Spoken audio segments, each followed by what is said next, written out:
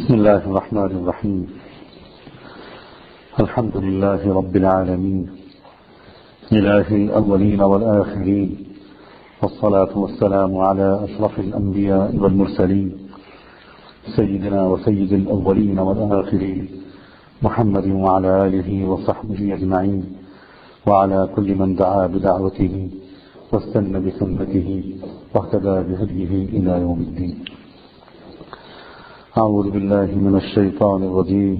بسم الله الرحمن الرحيم. يا أيها الذين آمنوا اركعوا واسجدوا واعبدوا ربكم وافعلوا الخير لعلكم تفلحون وجاهدوا في الله حق جهاده هو اجتباكم وما جعل عليكم في الدين من حرج ملة أبيكم إبراهيم هو سماكم المسلمين من قبل وفي هذا ليكون الرسول شهيدا عليكم وتكونوا شهداء على الناس فأقيموا الصلاة وآتوا الزكاة واعتصموا بالله هو مولاكم فنعم المولى ونعم النصير.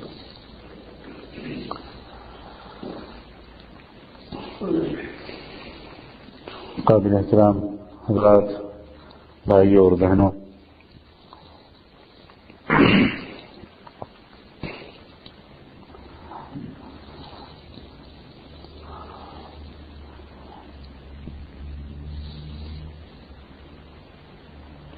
انسان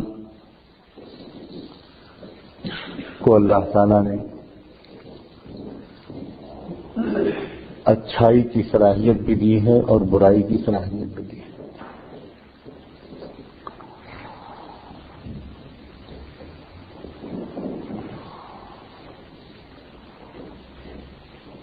دنیا میں اور کوئی مخلوق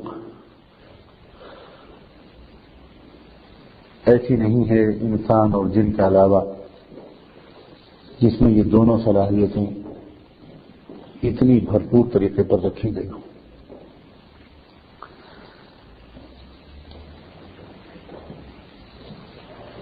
اور اسی لیے اس انسان کی ایک ضرورت ہے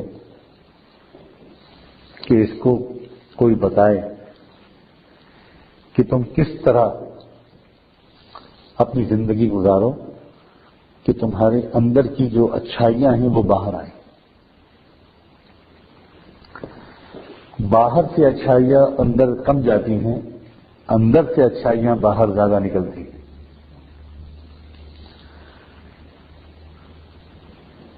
زمین سے جو غلہ اگتا ہے، ایک بیج باہر سے ڈالا جاتا ہے لیکن پورا کھیت اندر سے نکلتا ہے۔ اگر اندر زمین کے اندر نہ ہو تو وہ کہاں سے نکلے؟ چھپا رکھا ہے اللہ تعالیٰ نے۔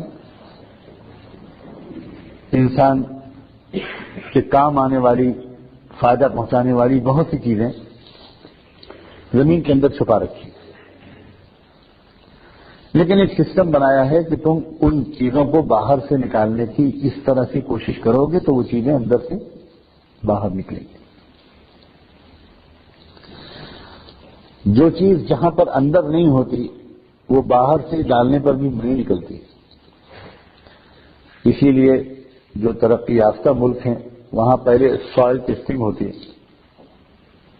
فارمنگ سے پہلے، اور اس رپورٹ کے حساب سے لوگ وہاں فارمنگ کرتے ہیں کہ کس چیز کی یہاں فارمنگ کی جائے اور کس چیز کی نہ کی جائے۔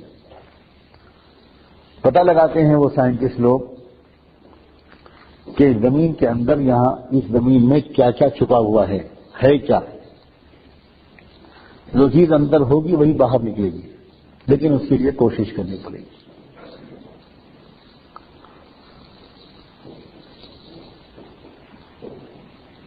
اللہ تعالی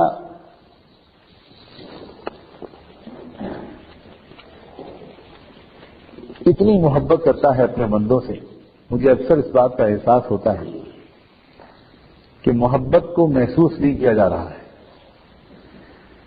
اس زمانے کی ایک بڑی بیماری یہ ہے کہ اللہ جو محبت اپنے بندوں سے کرتا ہے اس زمانے میں اکثر انسان بشمول ہمارے آپ کے اس طرح محسوس نہیں کر رہے ہیں اس محبت کو جو وہ ہم سے کر رہا ہے، جو اسے ہم سے مسلسل رہتی ہے، مستقل ہے، اس کو اس طرح محسوس نہیں کیا جا رہا۔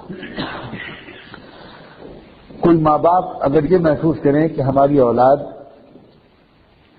ہماری محبت کو اتنا محسوس نہیں کر رہی، تو ماں باپ کا دل اس سے بہت دکھتا ہے۔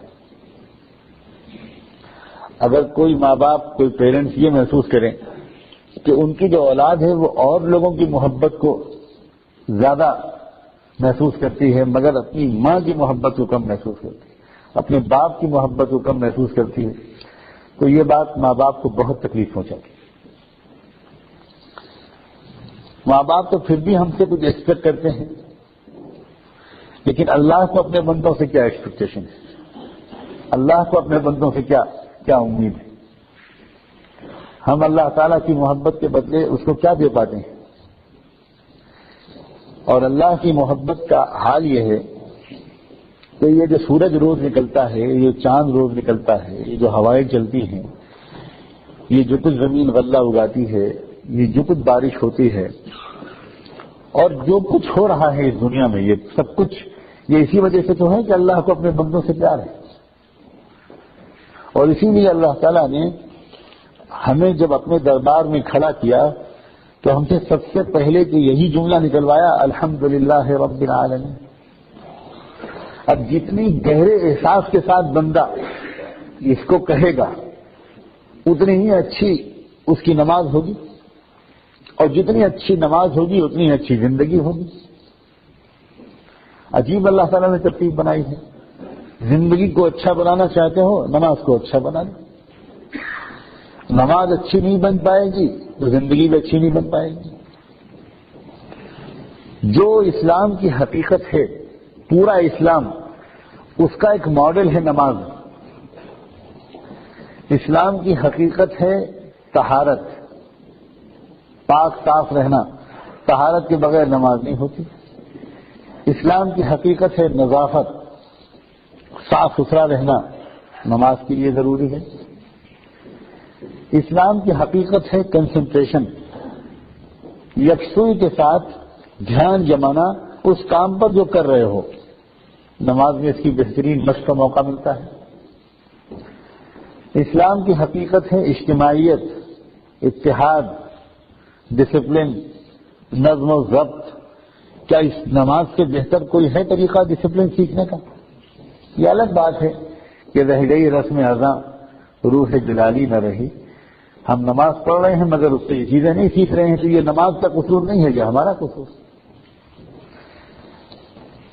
اتنا اتحاد دنیا میں کہیں سوچا ہی نہیں جا سکتا جیسی نماز با جماعت میں ہوتا ہے، کوئی سوچ ہی نہیں سکتا۔